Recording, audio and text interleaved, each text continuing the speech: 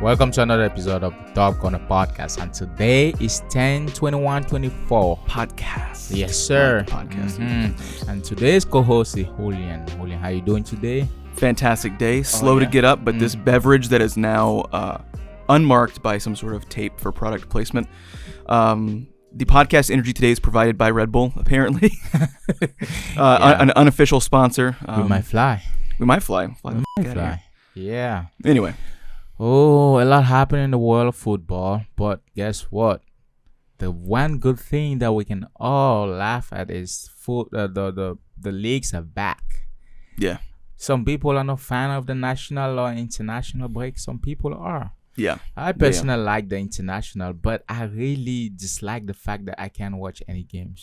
I don't know where the games are. There's a bit of that. I'm fortunate enough to where I have access to someone's Xfinity DVR, so I can record the national stuff. But I'll say this: I think a lot of people don't like the national stuff as much, simply because a lot of it is kind of filler competition. Like when the World Cup's there, everybody shows up. When the Euros, the Copa America, even the Gold Cup for some people.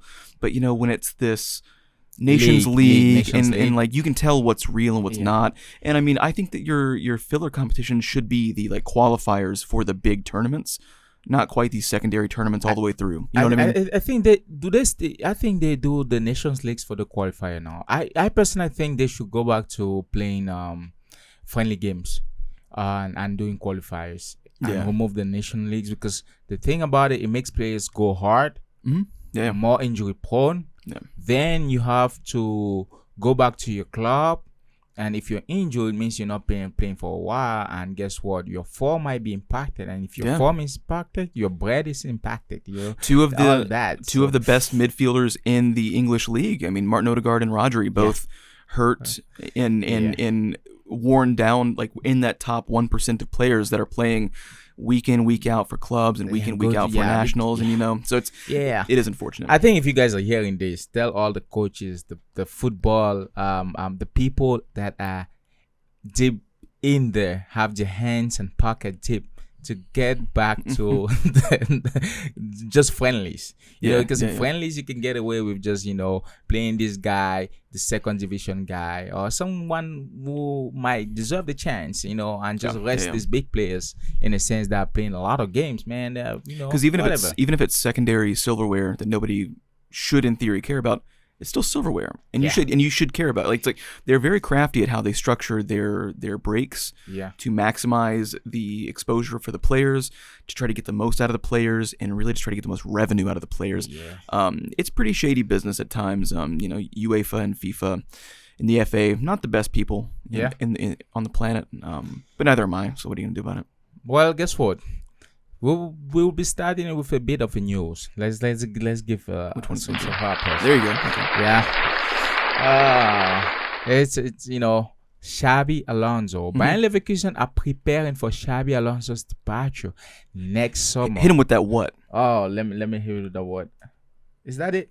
I love it. Nope. No. Well, Xabi Alonso probably does love it. He's getting a promotion. Good for him. That works. Definitely. There it is. Yeah. Perfect. Guess what?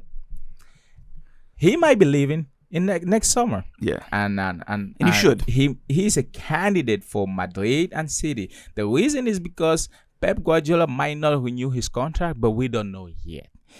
And Ancelotti also, I think Ancelotti has one more year. He might not renew, or he might. Yeah. We don't know. And both are very professional in terms of what they expose and what they don't expose.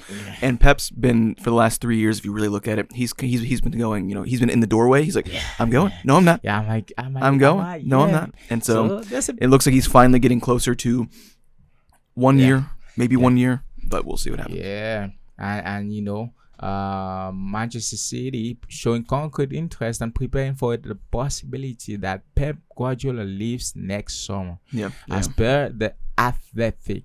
LFC, which is Liverpool, out of the race at this point. They're happy with Ancelotti. Ancelotti's doing a great job.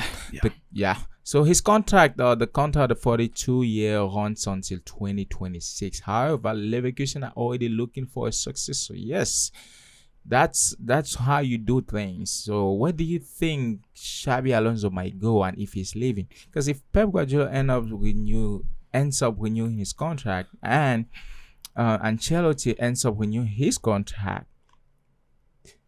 then that becomes difficult.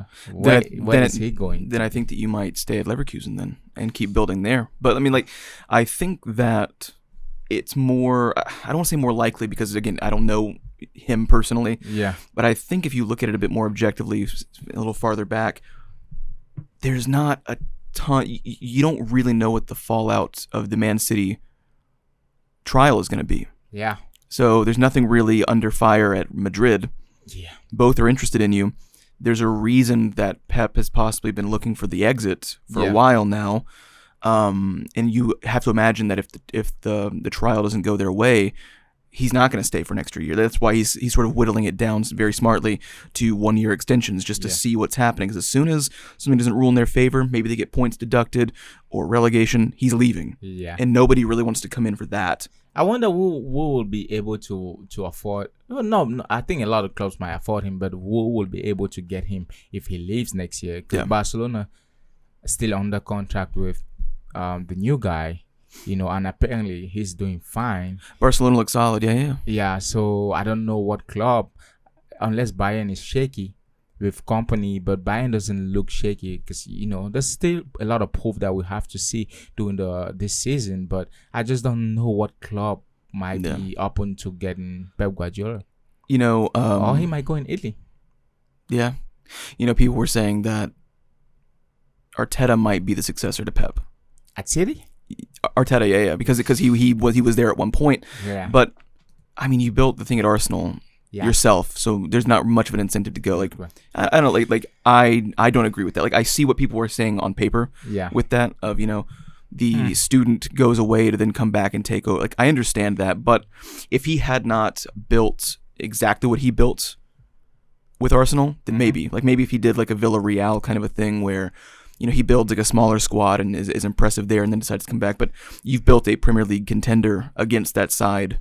It just doesn't make much sense for him to go there. I just think I just wonder where Pep might go though, because he's not I've never seen him taking a small club.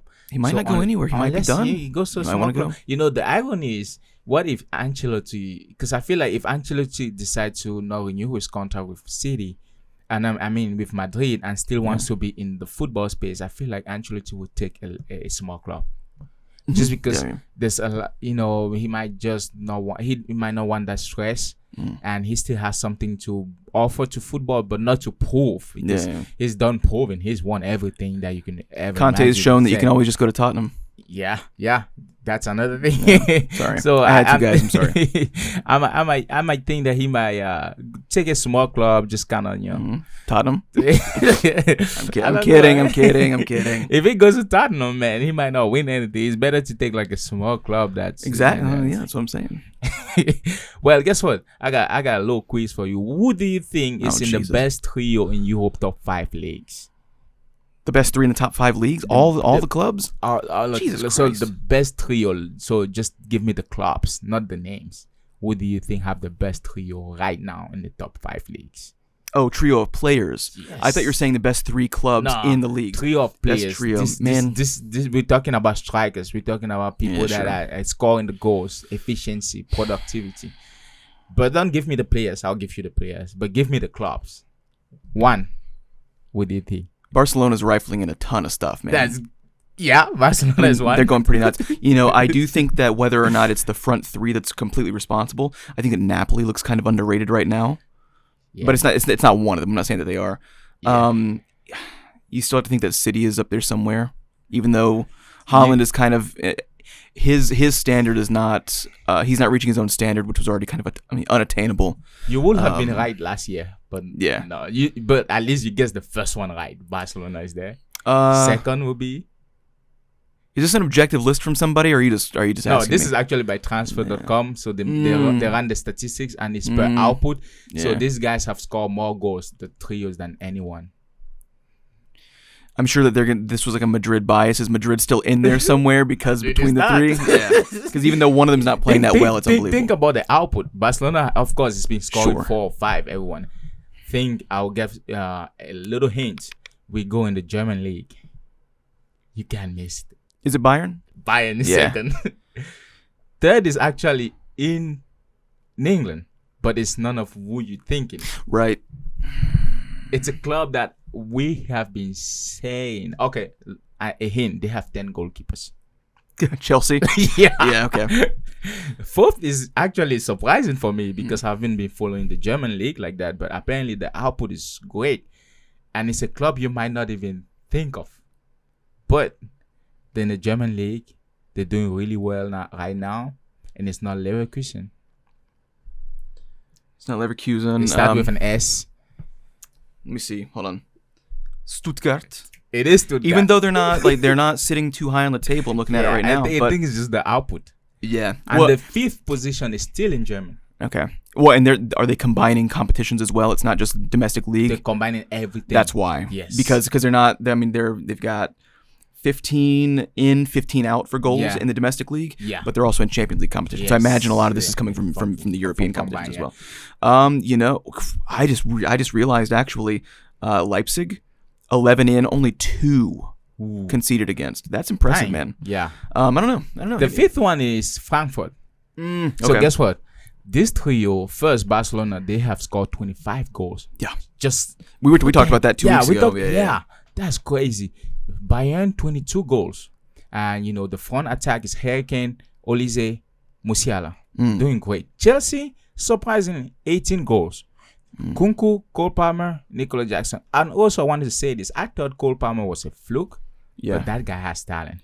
Yeah, he wasn't that lively against Liverpool. Yeah. But yes, I think they just shut him down. He is showing a lot of consistency. But yeah, for he sure. has talent. For me, at first I was like, you're making too much of a big deal about this guy. Yeah. The 4th one is Stuttgart. Denis Odav, Emedin Demirovic, Enzo Milo.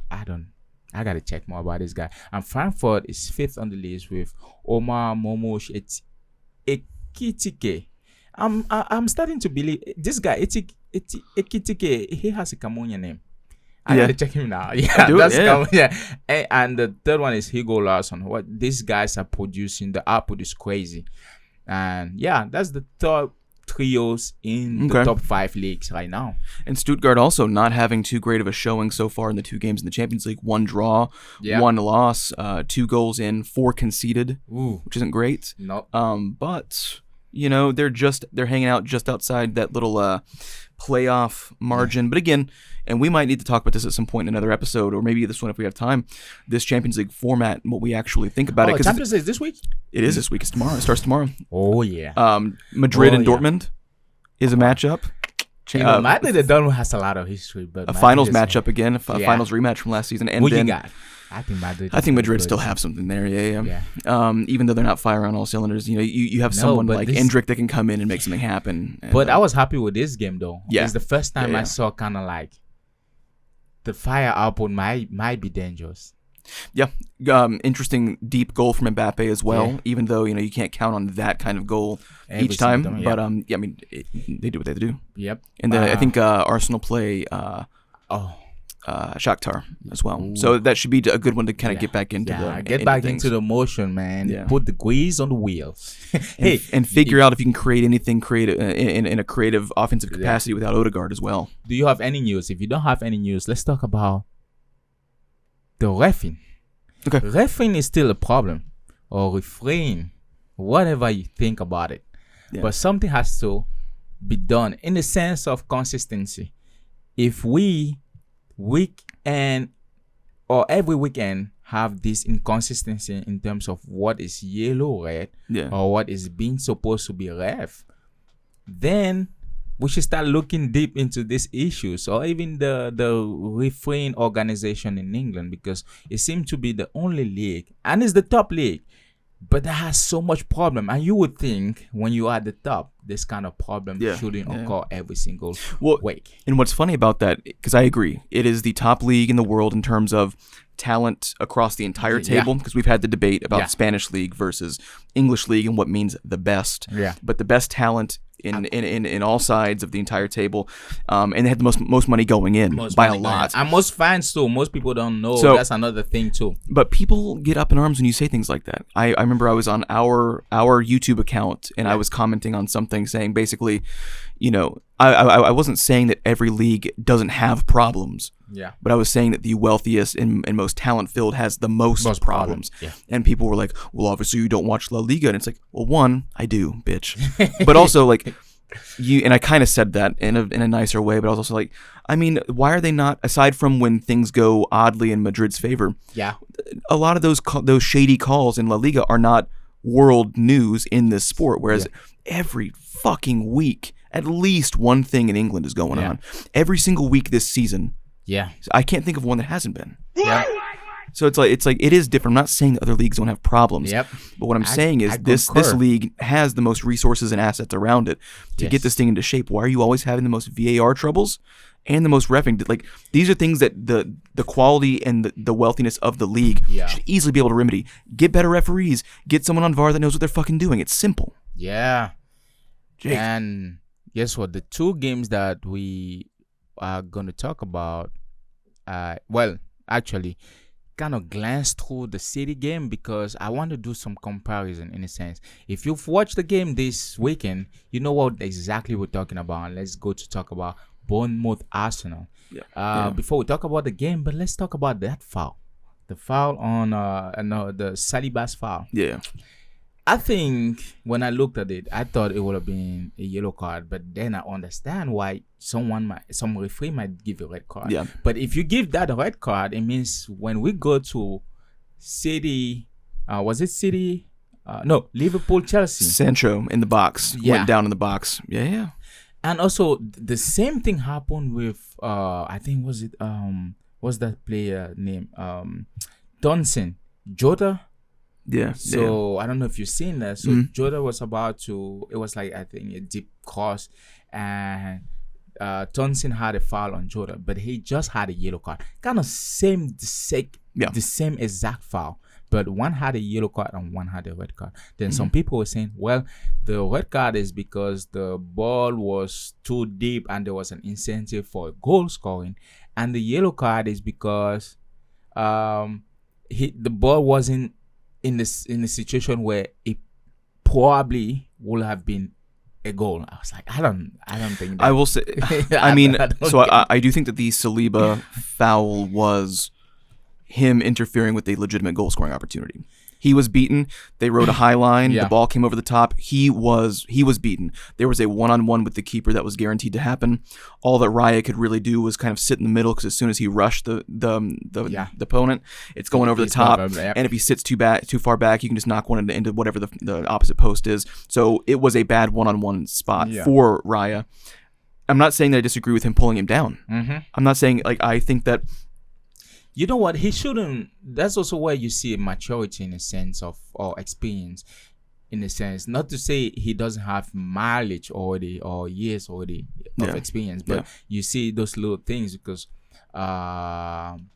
he was caught in the heat of moment where he thought, because I think personally with Saliba's speed, he could have beaten him. Maybe. Well, he hadn't turned his hips yet, though. That was the whole thing, because he was in the process, but there was at least a 2 or 3 yard separation that was about to take place. I think it was an okay foul. Like, in American football, there are times where you see that the defender is beaten, and before the ball even really leaves the quarterback's hands, he's already kind of pulled at him because he knows. Yeah, that's it's only going to create more space between him. And so the reason I'm not so up in arms about this foul is because it made sense. It was a legitimate goal-scoring opportunity. It was a one-on-one with the keeper. And because we had already had the seeming virtue of the Trossard and Rice ridiculous calls that I did not agree with, this was the one of the three that I see that happening. Yeah. But wait, I'm trying to recall the action exactly. That overtopped the cross, that deep cross, it came from a Bournemouth player, but it was actually, I think, an Arsenal player kind of had the foul before, not really a foul, but he lost possession before. Yeah. So I think Saliba was trying to set an offside trap. He was That's why he rode up so high, but it wasn't quite enough. And I think he knew as soon as the ball left, because it was the right winger that sent the cross through, that he was going to have to pivot. He was basically halfway through a 180 turn, and you're just not going to catch up. He has pace in a one-on-one if you're both kind of the same. Yeah. But makes sense. You could tell as soon as the ball left the ground, he was in a bad position. And as soon as it happened, not that you agree with it and you're like, yes, nice red card, but you're like, okay, I get that. Yeah. I get like you were out of position, and unlike American football, you can, because in American football you just pull the receiver down. It's a 15-yard penalty, automatic first down. Here you get sent off. There's a bit more of an incentive in this football that you let the ball touch the ground and try to catch up, because it is still not guaranteed.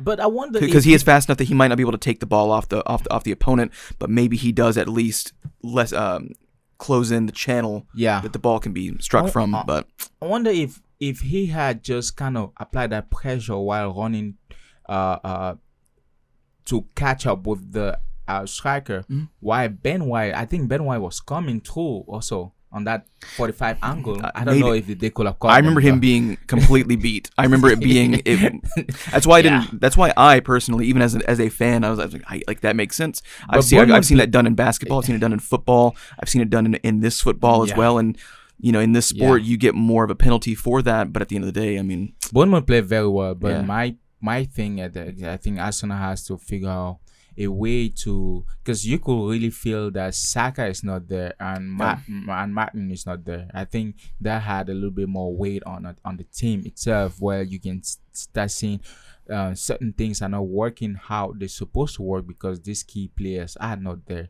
And I thought they probably could have done well playing against Bournemouth, but sometimes playing these small teams, man, they're even better than the big teams in a sense sometimes, because they're like, I have nothing to lose. Well, and that's true, and you can look, and you're at home, and you're at home, you don't really need to worry about, and that was part of the reason that I think that Arsenal kind of lost the game for themselves as well. What he considered to be a remedy for the Saliba red card was to bring Jakub Kiwior in and maintain a four-man back, and as soon as you see that, they're playing a little too safe. You take Sterling off, who didn't have the best game in the world, but at least had some sort of energy and sort of creating chances, and that's what you're absolutely missing without Martin Odegaard there. I think Mikel Mourinho might be playing a little bit too high for what his skills are. I don't know why he's playing that number 10 position. He's still having, not trouble, but he's a little slower to adapt to this new system. Not in any performance has he been overly impressive, so why are you playing him out of, you're playing him at a 10 when he's an 8. He's not shown you, an expressive creativity. Maybe that's, I don't know. Maybe that's where Jesus comes in instead of Kiwior. And since you're always wanting to run a 3-man back anyway, why don't you sort of, I don't know, like you could have still maintained some sort of offensive aggression instead of shutting down completely. I completely agree with that. And on another thing, I would say, it's they just gotta get back in motion and not try to make this this loss set them back, because it's not gonna be good, especially if you're trying to win the league. You're not supposed to give out these points, but hey, this is football. Sometimes you win, sometimes you lose. And unlike the last 3 years of this rivalry, City also looks a bit more prone to dropping points. So it's not that it's excusable, but you have to think that those 3 points at some time in the season will be dropped by City. The idea of the 100-point seasons, the 12-game win streaks, like those aren't really going to happen anymore for City. And I don't even mean that as a knock against City. It's just that like those were record-breaking levels of expectation that now they're just back down to a Premier League winning side is essentially what it is, as opposed to these record-breaking moments. Yeah, definitely agree with that. I think one thing I think Arsenal have to really figure out when they, I don't know how to put, I don't know exactly how to say this, but sometimes the defense becomes shaky when it's not supposed to, which I don't understand why. Especially when you're playing Bournemouth. If you're playing teams that are highly expected to give you trouble, you can understand why you put all things in your favor to win. But teams like Bournemouth, I think, especially me, I don't think they should be dropping points. It don't matter if your best players are out or not. Well, and I think, like, because when you look at the stats of the season, the only time that Arsenal are dropping points really is when they're down 10 men. I mean, they've had 3 red cards in 8 games. Okay, so it's not that it's just don't get a red card and you automatically win. That's what I'm saying. Mm-hmm. But all of these issues that we're talking about, most of them that have existed this season have been once they're down to 10 men. Yeah. So once you calm down a little bit, you got all 11 on the side. You're not having to worry about being overly defensive because you're down someone. And even if you don't have the most creative people up front because they're missing for whatever reason, Saka and Odegaard being the key players that are out in the offensive build-up. But it's not so much as the defense is just not getting it done. Yeah. It's pretty obvious. It's like, because you've been down 10 to fucking 10 men out of 3 of your 8 games, that's probably where the points are being dropped from. Yeah. So why don't you take it a little bit easier? This one was a bit more of an lesson learned. Here we go. Yeah. The other ones, the Trossard especially, or the Declan Rice especially, were okay. I mean, whether they're calling it this way against every single club in every single matchup, every single week, doesn't matter. Mm-hmm. You can't fuck around anymore with this kind of stuff. So don't even try, even though other teams kind of do get to do it still, not only in this league but other leagues. It's like okay, like whether you want to call it a conspiracy or not, I'm not that kind of person. But it happened early enough in the season to where I do think that the FA were a bit more strict and saying like we have to stick to it. But like after that goes on a couple more times, you're like, I don't think we can stick to this. We got to back up a little bit, otherwise this is gonna be a massive controversy. Yeah. And the teams that got called on it early, you just have to bite the bullet and say fuck it. It happened. Definitely. And just keep 10 or keep all 11 men on the field, boys, and I think you'd be surprised with your results. Yes, sir. Jesus. Liverpool, Chelsea. I have said it before, and I've thought about it. I think Chelsea is kind of looking decent. Yeah. Oh, yeah. And I feel like if they keep going on this track or this trajectory, next year's Chelsea will be a problem. Isn't this the way that Chelsea always goes, though? Like, they have a very successful season, and then they have one season that's, like, lackluster. They fire their manager. The next one comes in, and immediately they're rock stars again. It's just like they always have very interestingly quick turnarounds when they have a run of bad form or mediocre form when they were on top. I mean they seem like they're the easiest to bounce back than all the other clubs. I feel like everyone else has to rebuild in very strange ways. But they just kind of always come back. Now that I think about it, but I think the previous year too they had a really good president. Abramovich did a really great job, because if you see how when he took that team in 2003 till when because the whole political thing, and they had to force him out of the team. They really didn't have a drop as now. I think this drop is also due to the fact that the person who took the team don't understand soccer. He understands how money works. And he thinks it's spending a lot of bulldoze with money. I'm not saying that teams like City they're not getting results, but I think you have to be a little bit strategic about it. You can't just say, I will do this and it will work. But I mean, I think that a great example of Chelsea historically being able to bounce back very quickly. I mean, think about the Frank Lampard debacle where they were losing a handful of games, nothing too crazy, and then they fire him mid-season. Tuchel comes in, they win the Champions League. You're just like, you shouldn't be able to fucking win that. Like, that should not be able to happen for you. You need to be able to rebuild like everybody else. That's true. But whether you like it or not, Chelsea have always had that ability to sort of bounce back very quickly. And again, we're talking about them being different under Todd Bowley than Abramovich. They had, 2 seasons being shit? So 2 seasons, I mean, most sides take longer than that to rebuild under good management. So again, Chelsea's sort of expected to have the quick returns and quick turnarounds and bounce back, and it's taken them longer than historically, seen over the last 20 years. But I mean, still 2 seasons in the mud, and then all of a sudden you're coming back and showing a lot of strength with a lot of the same players in that side. That's true. It's ridiculous. I mean, if you watch the game, it was a good game. It was okay. Chelsea didn't. At least they didn't get beaten by 2 or 3 or 4 goals or just totally humiliated. But it looks like since they've been since the start of this season, it looks like they are slowly figured things out. And the coach is also to be, he needs a round of applause for that, because Chelsea last year. Well, and he came in a whirlwind and kind of was, not afraid to upset people, maybe to the point where it felt like he was trying to upset people on purpose. And looking back at it, maybe he was. But yeah, I mean, within the past couple of months, he's turned it around completely, and you feel like there is a legitimate starting lineup. You feel like you kind of expect exactly who's going to be at least on the bench for that squad that travels for the games. I think we also just have to accept the fact that the high energy Liverpool of Klopp is done. Yeah. Not saying that they're playing badly. I mean, they're top of the league. They're doing very well. But that same throwing caution to the wind and kind of, everyone feels reckless, but they're running like psychopaths in the crazy press. Like, that's over.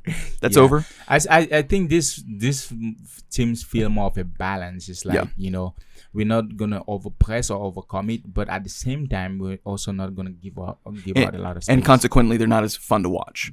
I'm not saying that they're boring, but like, they don't give you that thrill. You would sit there during the height of Liverpool. That's nice. You'll watch any game. Yeah. I don't care who they're playing against, because it was just almost funny. It was too watching how crazy they were. I wonder if we could go back and test for anything. Yeah. They're on some uppers. But no, like, just because since we've been talking about all these sides not being what they used to be, I think that, people want to say that Arsenal are bottling the league or bottled the league again.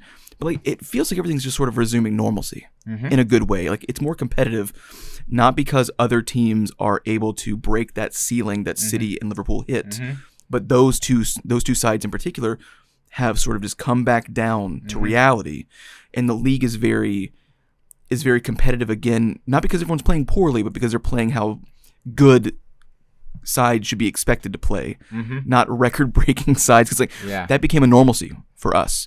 Like, oh, City's just not there anymore. It's like, they're still like one of the best sides in the continent, just because they're not breaking their own records again. It's we need to calm back down and expect, like, each season someone's breaking records for goal differences or points scored. Like so, take it easy. The Premier League is competitive again, and everyone's still playing well. It's just there's no god squads anymore, and there shouldn't always be god squads out there anyway, because then it wouldn't be important. It wouldn't be significant when there are. Well, let's finish this with Sir Alex Ferguson news. I don't know if you heard about it this week. So he was, they said just change of position, but he was sacked, in a sense where United is not going to pay him his ambassadorial salary anymore, and I think he's been cut off of that. Why? And a lot of people that I've been reading the comments were like, it's good for the team, because for years he's been leeching off the club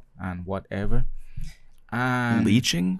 Yeah. I don't know if I would call it leeching. And other people was like, it's really good, because I think his shadow and the whole spirit around the club is just making it to where since he left, the club have really never bounced back. Now, I agree with that. Because other people were saying that I think he still have some sort of influence that also makes it difficult for people to actually have their own vision. Yeah. And it's still not making it to a point where United is getting back to United. Even if his influence is just him in the stands looking upset. I'm dead serious, because you know what? The exact same thing is happening at the University of Alabama right now. Oh, you think because Saban is... Yes. No, like whenever Nick Saban is not doing the morning talk show panel, he is at the Alabama games. He is in the box seats, and they show him on camera.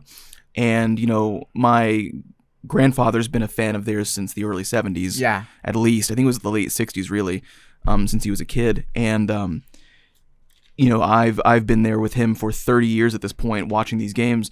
And the last thing that you want, I think, is the person that did the most for you. Yeah.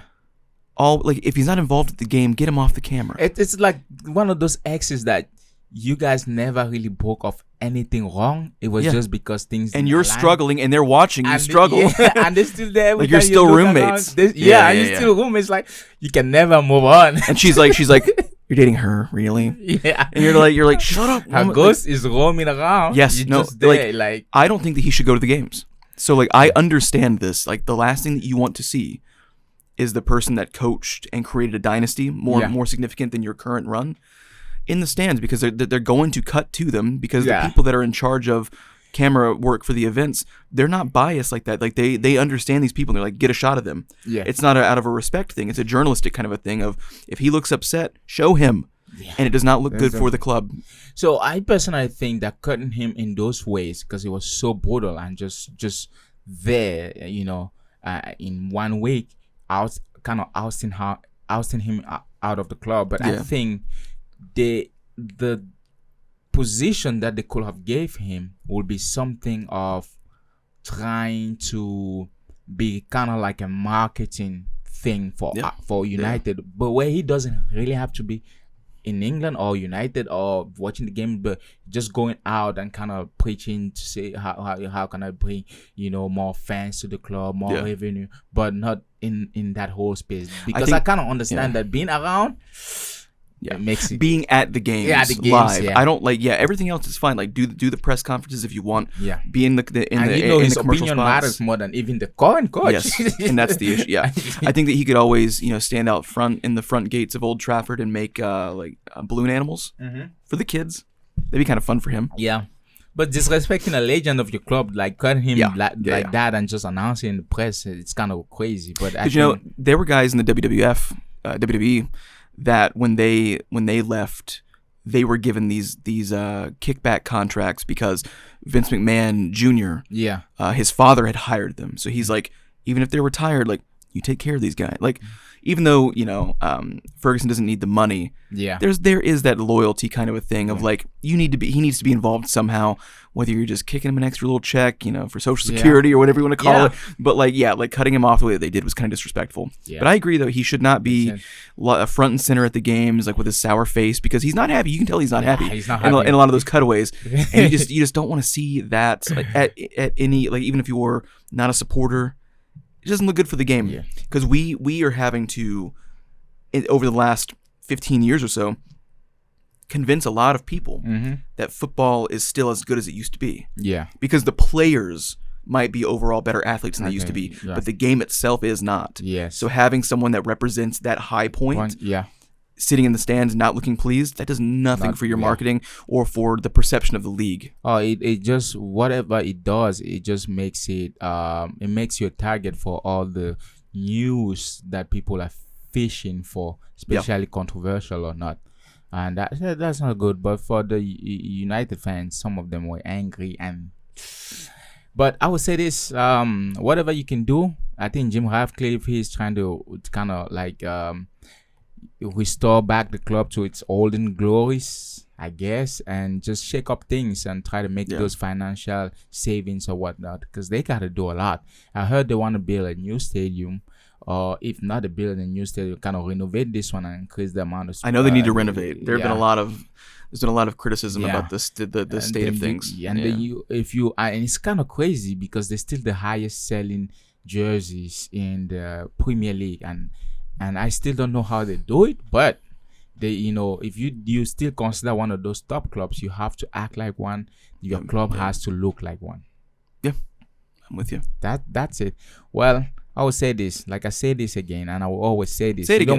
Say it one more time. Yeah, let me give them some gunshot. Yeah, this is how I'm pulling to everyone's house. I'm just shooting. If you don't go watch, I'm not gonna be in that car, by the way, guys. I'll be somewhere else. Yeah, it's a shootout. Go watch us. Go watch us. I said this. Go subscribe to our YouTube channel. Go subscribe to our Spotify, give us the 5 stars and listen to Spotify star review. Yeah, definitely. And go on our TikTok and anything. You can put your hands on that we are on. Yes. But don't put your hands on me. No Diddy though. But don't do it. Yeah.